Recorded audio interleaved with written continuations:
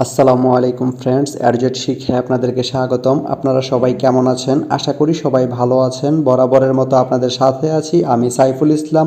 চলে এসেছি নতুন একটি টিউটোরিয়াল নিয়ে। আজকের টিউটোরিয়ালটি কোন বিষয়ের উপর হতে চলেছে সেটা নিশ্চয়ই আপনারা টাইটেল এবং থাম্বনেল দেখে অলরেডি বুঝে গেছেন। তো আমি কথা বাড়াবো না, চলে যাব মেইন টিউটোরিয়ালে। আর মেইন টিউটোরিয়ালে যাওয়ার আগে একটা কথা বলে নিতে চাই, আপনি যদি আমার চ্যানেলে নতুন হয়ে থাকেন তাহলে অবশ্যই আমার চ্যানেলটি সাবস্ক্রাইব করে নোটিফিকেশন বেলটি অন করে দিবেন। আর যারা অলরেডি সাবস্ক্রাইব করে রেখেছেন তাদেরকে অনেক অনেক ধন্যবাদ। যারা আমার এই ভিডিওটি ফেসবুক থেকে দেখছেন তারা আমার পেজটি ফলো করে সাথেই থাকবেন। তো চলুন চলে যাই মেইন টিউটোরিয়ালে।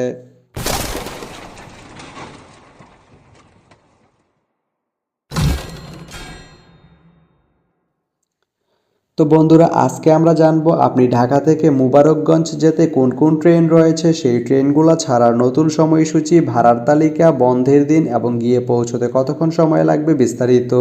তো আমি যদি প্রথমে আপনাদেরকে ভাড়ার তালিকাটা দেখিয়ে দেই, আপনি ঢাকা থেকে মুবারকগঞ্জ যেতে এস চেয়ার বা শুভন চেয়ার যে সিট এর মূল্য পড়বে 530 টাকা, স্নিগ্ধা যে সিট এর মূল্য পড়বে 1012 টাকা এবং এসি বগির যে কেবিন সিট এর মূল্য পড়বে 1823 টাকা।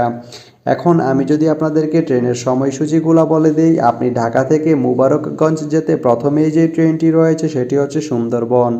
সুন্দরবন ট্রেনটি ঢাকা থেকে ছাড়বে সকাল 8টা 15 মিনিটে এবং এটি মুবারকগঞ্জ গিয়ে পৌঁছবে দুপুর 2টা 2 মিনিটে। বুধবারের দিন এই ট্রেনটি বন্ধ থাকে।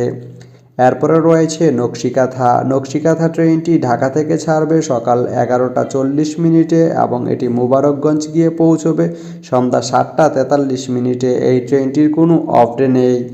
এরপরে রয়েছে চিত্রা। চিত্রা ট্রেনটি ঢাকা থেকে ছাড়বে সন্ধ্যা 7টা 30 মিনিটে এবং এটি মুবারকগঞ্জ গিয়ে পৌঁছবে রাত 3টা 3 মিনিটে।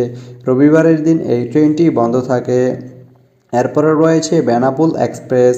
বেনাপোল এক্সপ্রেস ট্রেনটি ঢাকা থেকে ছাড়বে রাত 11টা 45 মিনিটে এবং এটি মুবারকগঞ্জ গিয়ে পৌঁছবে ভোর 5টা 26 মিনিটে। বুধবারের দিন এই ট্রেনটি বন্ধ থাকে। তো আপনি ঢাকা থেকে মুবারকগঞ্জ যেতে এই 4টি ট্রেনের যে কোনো একটি ট্রেন ব্যবহার করতে পারেন। তো ভিডিওটি কেমন লাগলো অবশ্যই কমেন্ট করে জানাবেন। আর ভিডিওটি যদি ভালো লেগে থাকে বা আপনার কোনো উপকারে এসে থাকে তাহলে ভিডিওতে একটা লাইক করে দিবেন, কারণ আপনার একটা লাইক আমাকে অনেক ইন্সপায়ার করে নতুন নতুন আরও ভিডিও বানাতে। তো ধন্যবাদ সবাইকে ভিডিওটি এতক্ষণ ধৈর্য ধরে দেখার জন্য। ভালো থাকবেন, সুস্থ থাকবেন, অ্যাডজেট শিক্ষার সঙ্গেই থাকবেন।